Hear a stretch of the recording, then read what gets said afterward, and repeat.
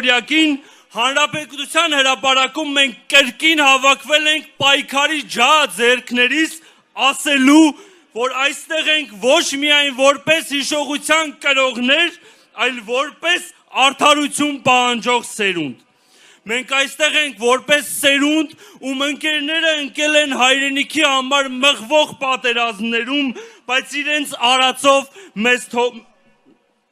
արածով մեզ թողել են հստակ ուղեգիծ։ Պայքարը պետք է շարունակվի։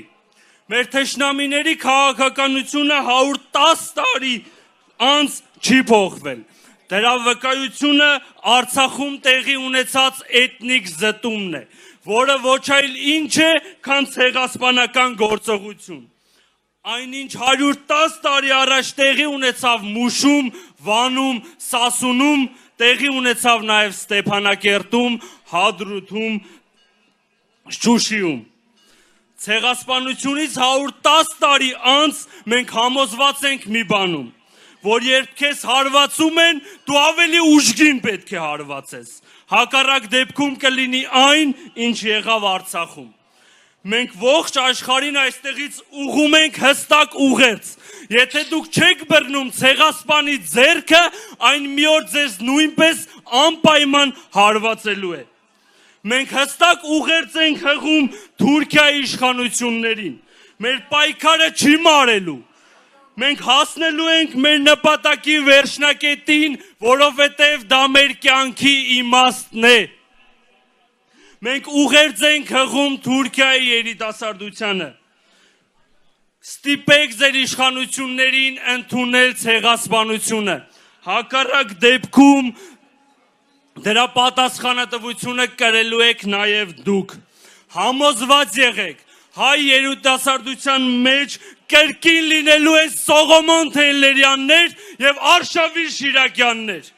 Հայվերիժարուների բանակը այնքան է մեծանալու, մինչև որ հասնենք արդար հատուցման, թե ցեղասպանության և թե Արցախի հարցում։ Մենք կոչ ենք ուղղում հայ երիտասարդին,